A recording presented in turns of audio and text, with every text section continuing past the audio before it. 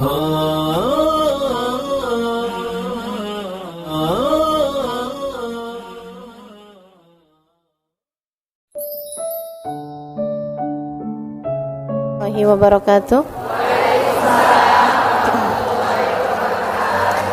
Alhamdulillah. Wassalatu wassalamu ala Rasulillah Muhammad ibn Abdillah wa ala alihi wa sahbihi wa man wala. Subhanaka la ilma lana illa ma 'allamtana innaka antal alimul hakim. Rabbi shrah li sadri wa yassir li amri wahlul 'uqdatan min lisani yafqahu qawli, amma ba'du.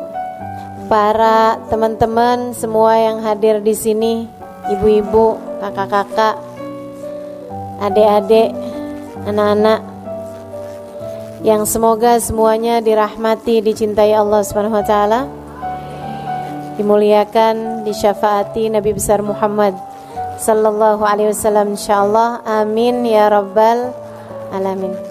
Dan pada hari ini kita punya tema wanita berkelas surga. Saudaraku sekalian saya muliakan, seperti yang tadi saya sampaikan, pilihannya tuh cuma dua, surga atau neraka. Surga kita belum pantas, tapi neraka kita nggak kuat. Maka emang benar yang disampaikan dalam syair yang kabarnya syairnya Abu Nawas, kabarnya juga syairnya Imam Syafi'i atau ulama yang lain yang biasa kita dengar tuh. Ilahi lastulil firdausi ahla wala aqwa ala naril jahimi fahabli taubatan waghfir dunubi fa innaka ghafirudz dzambil azimi. Ilahi lastulil firdausi ahla. Ya Allah, belum pantas diri ini masuk surga. Tapi pilihannya cuma dua. Kalau nggak masuk surga berarti masuk wala aqwa ala naril jahimi. Tapi suruh masuk neraka juga kita nggak kuat ya Allah. Fahabli taubatan waghfir dunubi. Yang bikin kita nggak pantas masuk ke dalam surga ini karena dosa-dosa kan. Dosa-dosa bikin orang pantasnya masuk neraka. Kalau gitu fahabli taubatan. Ya Allah, karuniakanlah kepada kami taubat. Waghfir dunubi, ampunkan segenap dosa-dosaku. Fa innaka ghafirudz dzambil azimi, sebab meski dosaku besar, bukankah engkau adalah Tuhan pengampun dosa-dosa besar. Saudaraku sekalian saya muliakan, karenanya kita minta sama Allah, ya Allah, biar kata belum pantas, dipantes-pantesin apa ya Allah. Walaupun belum kelasnya masuk surga, di kelas-kelasin anak bawang gak apa-apa ya Allah. Nah ini kita minta sama Allah Subhanahu wa taala, masukin ke dalam surga ya Allah, walaupun belum kelasnya anak bawang gak apa-apa deh. Nyelip di pojokan gak apa-apa deh. Gak dikasih rapot gak apa-apa deh. Yang penting itu masuk surga. Soalnya pilihannya susah banget. Gak surga neraka ya Allah. Gak deh neraka mah. Neraka tuh jangan pernah dijadikan pilihan, gak bakalan tahan. Allah yang nyiptainnya aja bilang fama asbarahum 'alan nar. Coba sih mau lihat gimana kamu sabarnya dari neraka. Gak bakalan sabar, gak bakalan tahan, gak bakalan kuat. Teman-teman saya sekalian, kabarnya siksaan terkecil di neraka dipakein sendal. Sendalnya dari api dipakai mendidih ke ubun-ubunnya. Itu siksaan terkecil di neraka. Kita nggak mau nih, makanya neraka tuh mampir aja jangan. Transit nih cuman bentaran gitu, jangan. Ngeri teman-teman saya sekalian. Sehari, aduh boro-boro sehari. Sejam kita nggak mau. Nah seharinya inna yauman inda rabbika ka alfi sanatin mimma ta'udun. Sesungguhnya satu hari di hari akhirat nanti setara 1000 tahun kalian waktu di dunia. Nggak pakai deh, nggak pakai sehari, nggak pakai sejam, nggak pakai semenit. Kami bahkan meminta kepada Allah, kita bahkan meminta kepada Allah agar bisa masuk surga dan melewati nerakanya secepat kilat, insya amin ya rabbal. Nah terus gimana nih biar kita nih bisa masuk surga? Berdasar dengan apa yang sudah selama ini kita tahu dari para ulama, syaratnya masuk surga itu 4. Iman, amal, takwa, cinta. Ada 4 tuh teman-teman saya sekalian. Yang pertama iman. Itu kayak daftar. Kita kalau mau pendaftaran kan ada pertanyaannya tuh.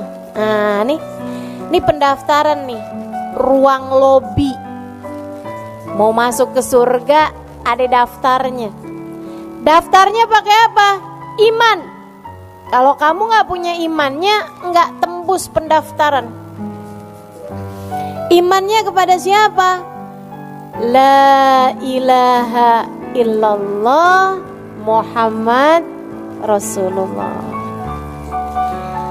2 kalimat syahadat tidak terpisahkan. Makanya sampai-sampai ada tuh, saya pernah dengerin seorang ulama menyampaikan, kalau kamu cinta sama seseorang gak mau pisah sama dia, kalau lagi pisah ucapkan la ilaha illallah, dia ucapkan Muhammad Rasulullah. Suami istri misalnya gitu ya, suami mau pergi kemana, kita ngarepin mudah-mudahan baliknya ke rumah kita, jangan ke pintu orang. Kita bilang la ilaha illallah, dia bilang Muhammad Rasulullah. Ah, insya Allah. Kenapa gitu? Insya Allah balik nyatu kembali. Kenapa? Sebab kalimat la ilaha illallah dengan Muhammad Rasulullah itu tidak terpisahkan. Gitu. Boleh diamalin ya Ustazah? Silakan aja. Habis ini mendadak-dadak semua orang ngomong sama saya, la ilaha illallah Ustazah.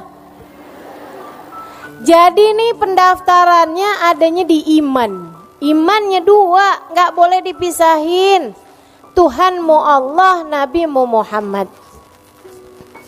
Teman-teman sekalian saya muliakan, kalau udah 2 ini gak beres, 2 ini gak bener, 2 ini gak pas, maka gak bisa masuk dalam surga. Entah itu di la ilaha illallah atau itu di Muhammad Rasulullah.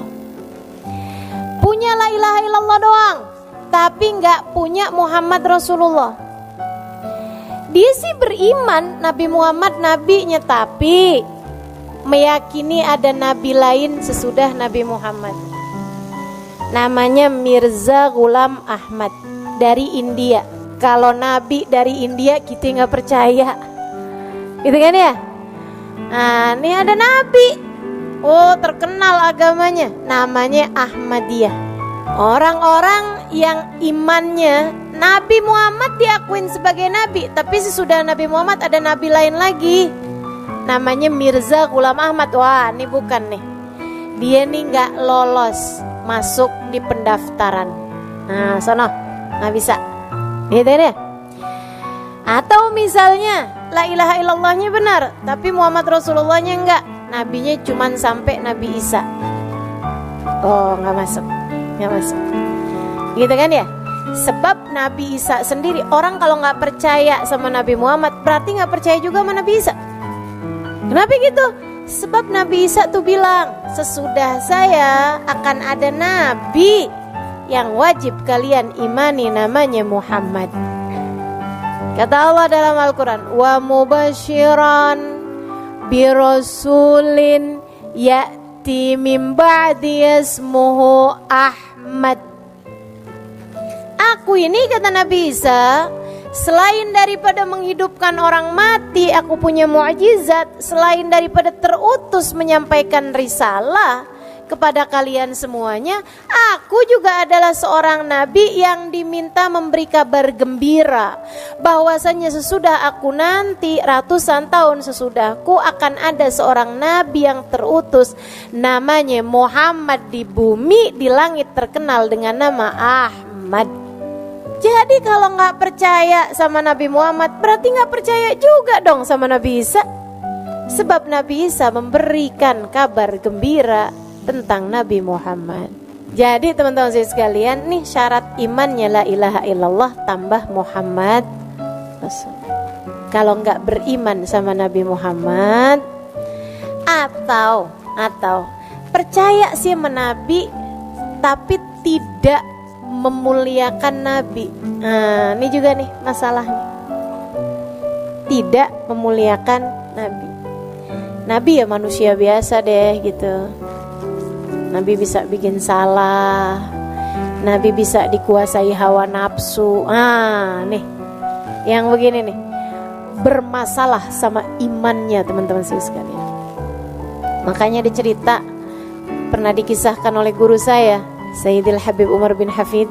Ada orang tinggal di Madinah, tiap hari sholat di Masjid Nabawi, subuh, duhur, asar, maghrib, isya. Kalau dia lagi ada di Madinah, sholatnya di Masjid Nabawi, rumahnya deketan dari situ. Sesudah dia tua, usia 60-an tahun ke belakang, meninggal dunia, dikuburin di Baqi, disolatin di Nabawi sebelumnya. Waktu dikuburin, tiap kali jenazahnya dihadap ke arah kiblat, ngebalik, nggak mau ngadep ke arah kiblat. Dikuburin lagi, balikin lagi, dihadepin ke arah kiblat, ngebalik lagi, diganjel pakai kayu, ngebalik sama kayu-kayunya, diganjel sama batu, ngebalik sama batu-batunya. Ditanyakan kepada para ulama zaman tersebut, mereka mengatakan ma arada rabbukum illa hadza faf'alu. Ya udah, emang Allah maunya gitu, biarin aja. Jadilah dia jenazahnya menghadap membelakangi kiblat. Syekh, kalau kayak gini nih kenapa? Katanya warga masyarakat. Syekhnya bilang berarti tidak mukmin di hadapan Allah, tidak muslim di hadapan Allah. Kenapa Syekh? Nah tuh saya nggak ngerti. Silahkan tanya kepada keluarganya, tanyain kepada istrinya. Istrinya bilang, waduh laki saya tuh bagus, sholatnya bener, amal dia punya. Dia bilang orangnya baik, sama keluarga baik, nggak pernah ninggal, jauh dari dosa-dosa. Ghairu annahu, hanya aja ada sebabnya saya rasa. Dia bilang tiap hari ngiter-ngiter di Masjid Nabawi, sholat tiap waktu di Masjid Nabawi, tidak pernah sekalipun berziarah ke makam Nabi Muhammad. Enggak punya cinta kepada Nabi, enggak punya Muhammadur Rasulullah yang mendarah daging dalam hatinya. Dia kira Nabi hanyalah seorang penyampai wahyu Tuhan yang tidak perlu dicinta, tidak perlu dihormat. Dia hanya condong kepada la ilaha illallah, tidak kepada Muhammad Rasulullah. Banyak nih, sekarang tambah banyak, memiliki kecondongan hanya kepada la ilaha illallah, tidak kepada Muhammad Rasulullah. Kalau udah urusannya cinta menabi, dibid'ah-bid'ahin seada-adanya.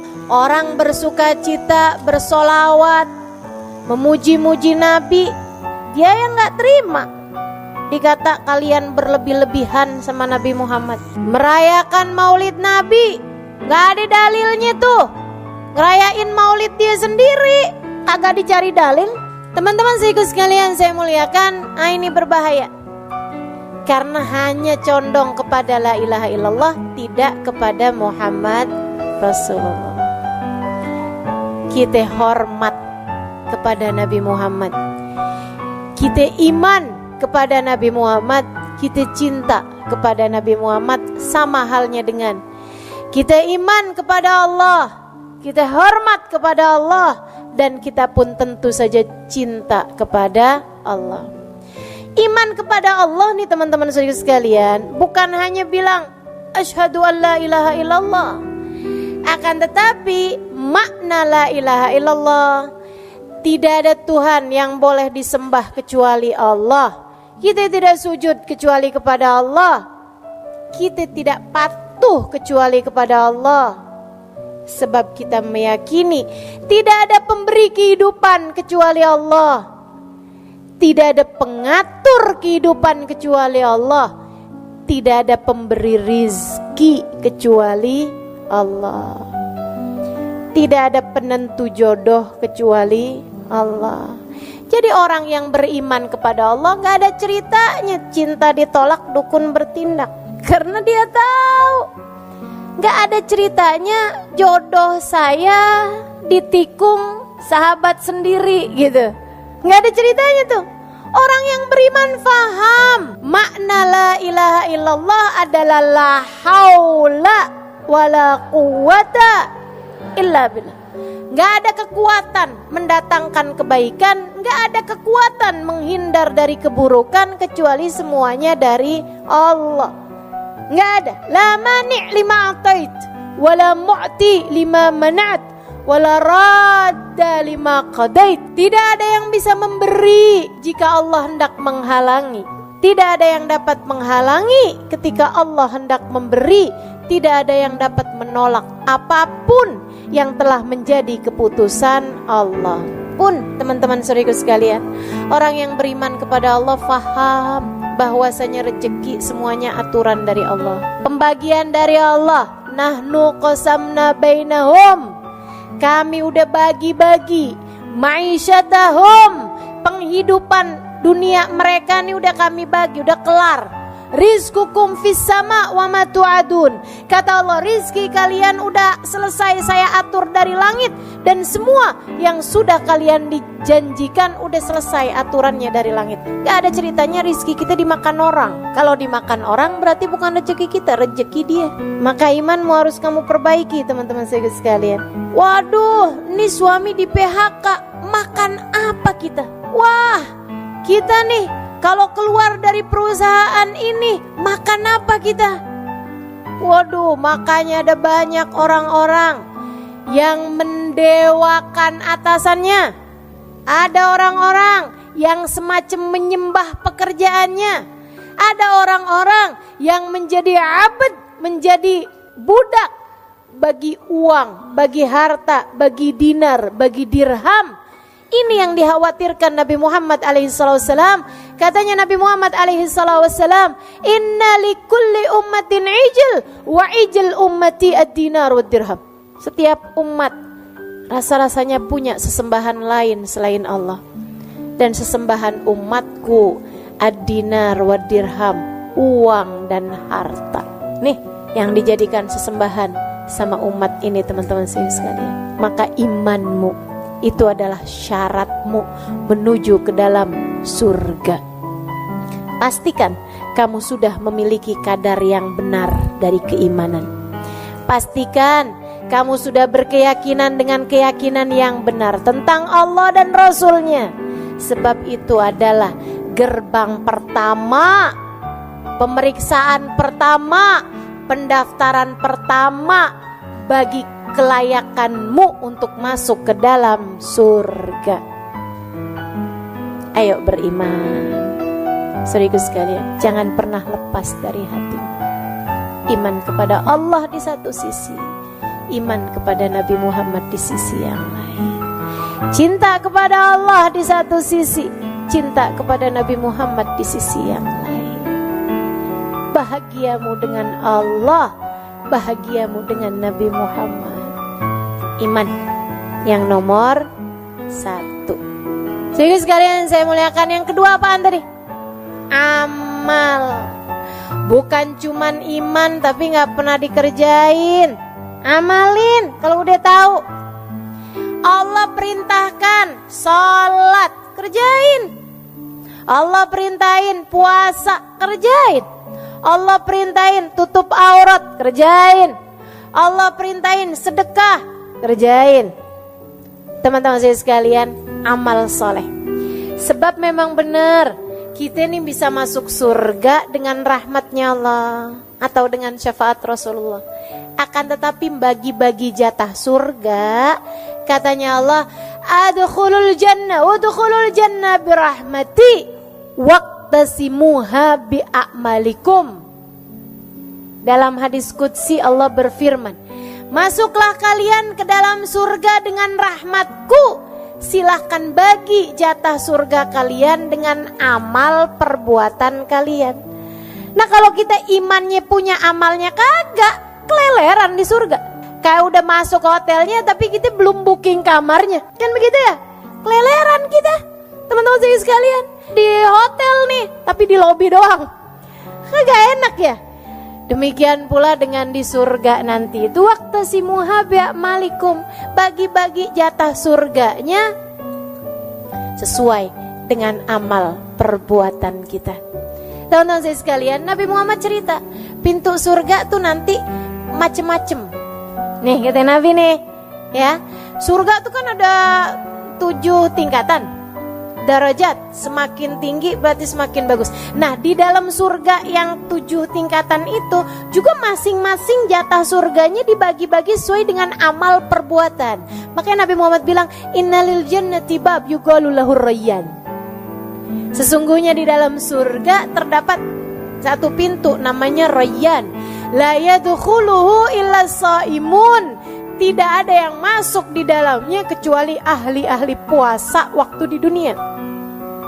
Puasa wajib iya, puasa sunnah iya. Puasanya bukan cuman puasa perut farji, tapi dipuasain seluruh anggota tubuh dari dosa. Walaupun udah malam tetap puasa perut dari kekenyangan, tetap puasa seluruh anggota tubuh dari dosa. Ini ahli puasa teman-teman saya sekalian. Ada pintunya sendiri namanya Rayyan. Kalau kita bukan ahli puasa nggak bisa masuk di sana. Ada pintu Nabi Muhammad cerita namanya Babur Rahmah. Babur Rahmah, pintu Ar-Rahmah, pintu rahmat.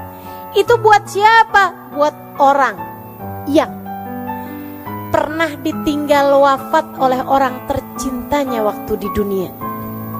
Dan ketika ditinggal wafat, meninggal dunia oleh orang yang dia cintai waktu di dunia, tinggal mati sama orang yang dicinta waktu di dunia, dia segera bersabar di awal kali mendengarkan musibah tersebut, berkata inna lillahi wa inna ilaihi raji'un, alhamdulillah ala kulli hal,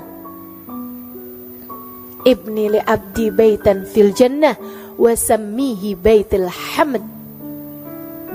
Katanya Nabi Muhammad alaihissalam, Allah berfirman, hambaku, wahai malaikatku, bangunkan untuk hambaku sebuah rumah di surga. Kasih nama rumah tersebut Baitul Hamd, rumahnya orang yang pandai berterima kasih kepada Allah. Kekasihnya meninggal, dia tetap berterima kasih juga kepada Allah. Karena dia faham apapun yang terjadi adalah yang paling baik yang Allah berikan pada hambanya. Masya Allah. Jadi teman-teman saya sekalian, ada pintunya sabar, ada pintu buat ulama, ada pintu buat orang-orang ahli dakwah fillah, ada pintu buat anak yang berbakti kepada orang tua, ada pintu buat orang-orang ahli jihad fisabilillah, ada pintu buat para pembaca Al-Quran dan pengamal Al-Quran, ada pintu-pintunya teman-teman saya sekalian. Dan buat istri yang solehah, yang dia bakti kepada suaminya, bikin ridho suaminya, sampai suaminya merasa bahwa hidupnya seperti berada di surga bersama dengan istrinya yang solehah tersebut. Teman-teman saya sekalian yang saya muliakan, dia junjung, dia muliakan suaminya. Jadi istri yang benar-benar mampu membahagiakan suaminya, kalau meninggal dunia boleh pilih pintu surga manapun yang dia inginkan. Bebas, kamu bebas milih pintu surga manapun yang kamu inginkan. Masya Allah. Bu, para istri, ini kita bisa masuk surga jalur pintu khusus nih, boleh milih teman-teman saya sekalian. Ayu mamratin salat farda, samat syara, wa ta'at zawjaha, faltadkhulil jannah min ayyi babin sya'at. Kalau ada seorang istri, dia benar sholatnya, fardunya, dia benar puasa Ramadannya, yang bolong-bolong ditambalin sesudahnya, karena dia mens, karena dia nifas, dia bayar sesudah bulan Ramadannya. Dia nggak punya puasa sunnah banyak-banyak, dia nggak punya sholat sunnah banyak-banyak, tapi dia punya amal ibadah berupa menyenangkan suaminya, sampai suaminya ridho kepada dia. Nanti kelak kalau masuk surga boleh milih pintu surga manapun yang dia inginkan. Kata Nabi Muhammad SAW. Tapi emang ya, nih kalau belum kawin sih belum tahu rasanya. Kayak gampang. Kayak gampang. Betul apa enggak? Nih yang belum kawin nih. Saya pengen kawin biar bisa masuk surga dari jalur pintu khusus. Yang belum kawin, yang udah pada kawin nih, ya Allah kayak kagak bisa dah lewat pintu yang nono. Ternyata jadi istri bukan main-main, bener-bener itu ya. Ya Allah, emang suami ini emang bener-bener pintu surga, teman-teman sekalian. Emang bener-bener jalan surga, beneran dah. Dan karena surga itu mahal, emang susah mau masuk dari jalur yang ini nih, sampai mikirnya kayak begini, jalur lain aja dah. Ya Allah. Dah para istri ya, kalau suamimu lagi nyenengin, emang jalan surga mah enak gitu. Kalau suamimu lagi rada nyebelin, emang jalan surga mah berat gitu. Tapi biar kata berat kita jalanin, ya enggak? Hadiahnya surga, teman-teman saya sekalian. Jadi kalau lagi kesel-kesel sama suami, ingetin diri aja surga. Suami lagi marah-marah, kita senyum aja bayangin surga. Surga gitu. Gak apa-apa. Suami lagi ada nyebutin nama salah satu yang ada di kebun binatang, biarin dia aja ke surga. Surga, saya gak mau balas, saya gak mau. Insya perlu amal soleh, teman-teman saya sekalian. Perlu amal soleh. Sampai-sampai nih, waktu Nabi Muhammad cerita kayak begitu, ada sahabat nanya. Nabi Muhammad tuh cerita, jadi kamu kalau masuk surga, tuh yang namamu ada di pintu situ bakal memanggilmu. Tenang, kamu gak usah susah-susah tuh nyari nama kita ada di mana. Gak usah teman-teman. Begitu kita masuk surga, pintu yang ada nama kita di situ bakal manggil. Halimali terus gitu. Ya kan contohnya kan mesti yang enak-enak, biar jadi doa. Gitu ya. Jadi tuh pintu bakalan manggil, teman-teman sekalian. Begitu kan? Nah, kalau yang istri yang soleha nih, ya itu dia, boleh jalan, boleh milih pengen masuk yang mana gitu. Saudaraku sekalian yang saya muliakan, nah ini nih, Nabi waktu cerita itu sampai ada sahabat acung tangan. Rasul mau nanya dong, kenapa kata Nabi? Ada nggak Rasul? Dari baiknya nih orang sampai semua pintu surga manggil dia, ada nggak itu? Kata Nabi Muhammad, ada. Dia adalah Abu Bakar As-Siddiq. Semua pintu surga manggil dia, teman-teman. Ya Allah, luar biasa benar ya, sahabat baginda kita Nabi Muhammad SAW. Yang satu ini sambilan mikir gitu, kita gimana nih ya? La ilaha illallah, la ilaha illallah. Mudah-mudahan dah biar keterima sama Allah, biar dirahmati sama Allah, biar disayangi sama Rasulullah. Kali-kali gitu dicariin, ya enggak? Amin ya Rabbal. Baik tuh, satu tadi apa? Dua, pastikan ada yang bisa kita andelin. Pastikan bahwa amal ibadah kita itu juga ada yang bikin kita jadi pantas masuk surga. Sabar-sabarin teman-teman saya sekalian. Emang yang namanya ibadah mah karena jalan menuju surga tuh kan, jadinya kan berat tuh. Namanya ibadah memang berat. Tahajud ngantuk, ya enggak? Puasa lapar. Semua ibadah memang kayak begitu. hadir pengajian? Enggak tuh, enggak pada males gini, ya Allah. Jadi teman-teman sekalian tuh amal soleh. Kemudian yang ketiganya apa tadi? Takwa. Saudariku sekalian, saya bilang, apa tuh takwa? Jauhi dosa. Itu takwa. Takwa itu punya rasa takut sama Allah, membuatmu tergerak mengerjakan perintahnya dan menjauh dari larangannya. Takwa, jauhin dosa. Kalau kepengen masuk surga, ya jangan menempuh jalan yang bikin kamu masuk neraka. Kan katanya pengen masuk surga. Maka wanita berkelas surga seharusnya nggak booking tempat di neraka. Katanya Nabi Muhammad alaihissalam, man balag umruhu arba'in falam yujawiz khairuhu syarrah falyatajahaz ilan nar. Siapa yang umurnya 40 tahun tapi dosa-dosanya banyak banget, gak lebih daripada pahala yang sudah dia buat. Umur 40 tahun masih rajin banget bikin dosa, falyatajahaz maq'adahu minan nar. Dia sedang mempersiapkan tempatnya di dalam neraka. Dosa tuh bikin kita masuk neraka. Maka kalau kamu pengen masuk surga, jauhin dosa. Udah punya suami, masih seneng aja WhatsAppan melaki orang. Ada di sono, sini.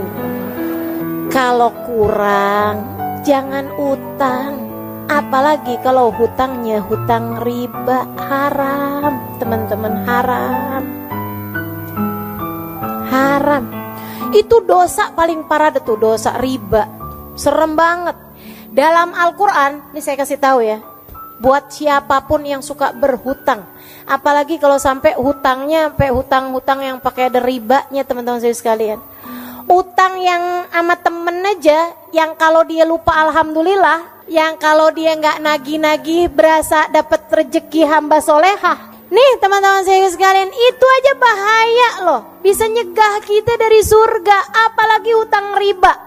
Saya kasih tahu, saudara sekalian saya muliakan, dalam Quran tuh ada 2 dosa yang Allah ancam. Dalam Quran ya, ada 2 dosa yang Allah ancam. Kalau kamu nggak berhenti, kamu ngajak perang denganku, kata Allah. Ada 2 dosa. 1 dosa bunuh Nabi, bunuh Nabi, bunuh Nabi. Nabi diutus ke atas muka bumi malah dibunuh, diancam perang sama Allah. Utusanku dibunuh, gimana nggak diancam perang sama Allah? Kamu berani-berani bunuh nabiku, kata Allah. Fa'dhanu biharbin minallah. Aku akan perangi kamu, kata Allah. Pantas dong dosa bunuh nabi. Saudara sekalian saya muliakan, dosa yang kedua, dosanya riba.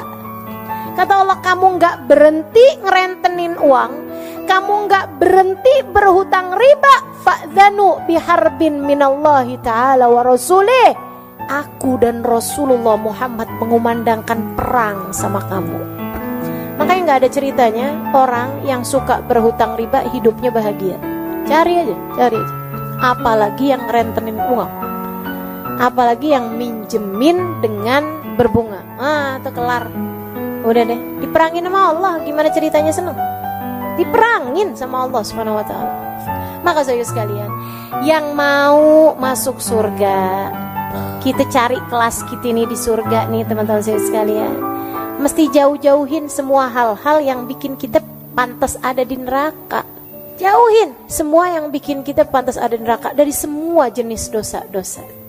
Gitu kan ya? Jauhi apa nanya? Dosanya pacaran jauhin, dosanya ngomongin orang jauhin, dosanya fitnah jauhin, dosanya marahin suami jauhin. Emang dosa saja? Dosanya mukul anak jauhin. Ibu, dosa itu katanya Nabi mahaka fi sadrik, yang bikin nyesel di hati itu dosa. Dosa itu subhanallah. Sama Nabi Muhammad dikasih cirinya nih dosa nih.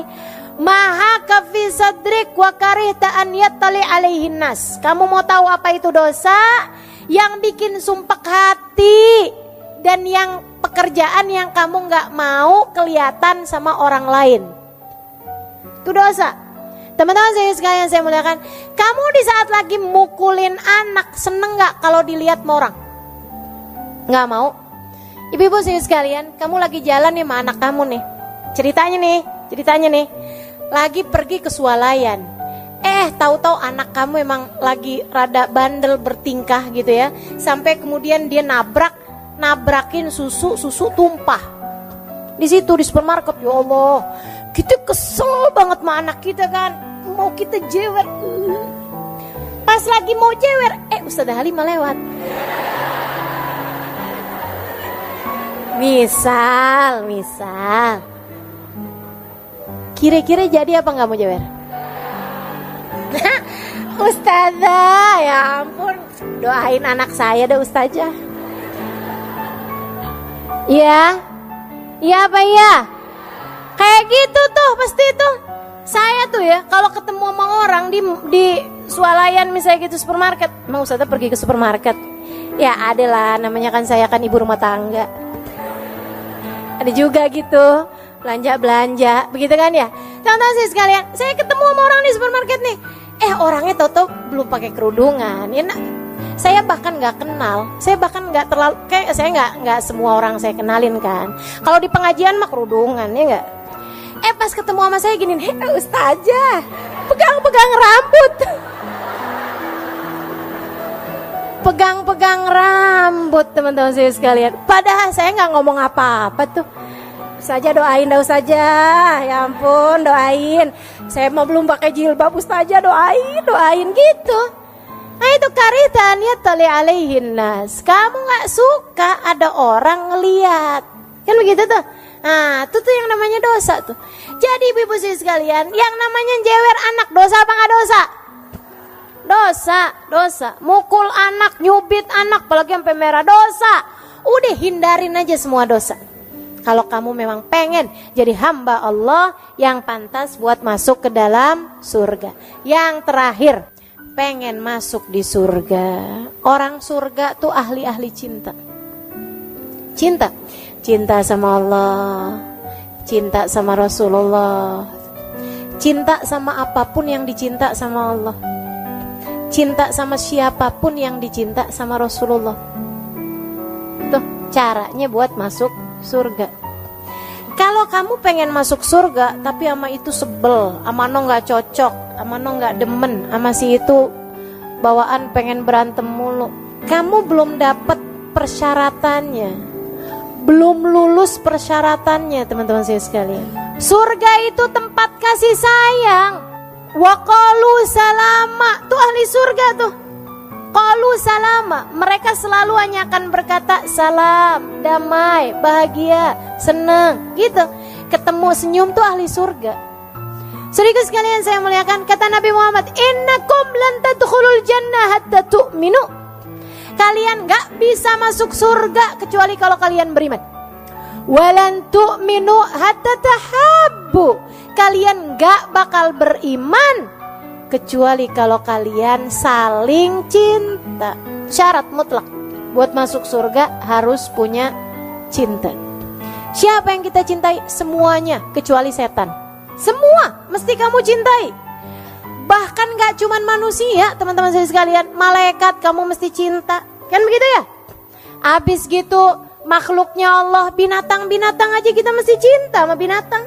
Cintai kucing, jangan dipukulin sapu mulu. Kan begitu ya? Cintai binatang-binatang, cintai makhluk hidup, pepohonan pun kamu mesti cintai. Kan begitu ya? Saudara sekalian saya muliakan, jangan nebang hutan sembarangan, jangan bakar-bakar hutan. Kan begitu tuh. Nih, kita mesti cintai makhluk Allah Subhanahu wa taala semuanya. Yang kita nggak perlu cinta cuman setan. Meskipun kebanyakan dari kita orang kita benci, setan kita friend. Ngefriend sama setan. Ya Allah, segala yang dibisikkan setan kita percaya mulu.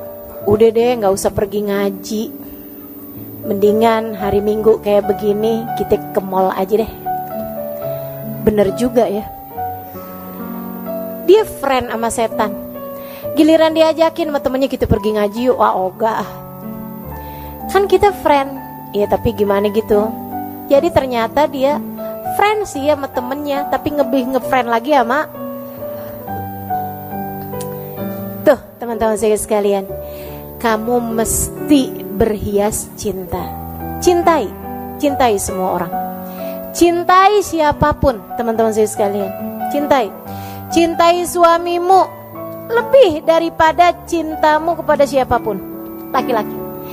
Cintai kedua orang tuamu lebih daripada cintamu kepada siapapun. Cintai anak-anakmu, ia akan dapat menjadi keterusanmu, kelanjutan ibadahmu ketika kamu sudah meninggal dunia nanti. Cintai guru-gurumu, kalau tidak karena mereka kamu tidak mengerti jalan menuju surga. Cintai orang-orang di sekelilingmu, mereka adalah saksi-saksimu di atas muka bumi ini. Saksi-saksi kita di atas muka bumi ini. Baik yang kamu lakukan kepada mereka, maka akan baik pula lah penyaksian mereka untukmu di hari akhirat nanti. Jelek yang kamu lakukan kepada mereka, maka akan direpotkan kamu dengan penyaksian keburukan-keburukanmu kelak di hari akhirat nanti. Maka teman-teman saudara sekalian, syarat menuju surgamu ada 4. Laksanakanlah itu dalam kehidupanmu. Miliki iman yang dapat membuatmu faham tidak ada sesuatu terjadi kecuali dengan izin Allah, dan bahwa manusia yang seharusnya kamu ikuti jalannya di atas muka bumi ini, kamu hormati lebih daripada siapapun. Imam bagi kehidupanmu adalah bagindamu Nabi besar Muhammad sallallahu alaihi wa ala alihi wasallam.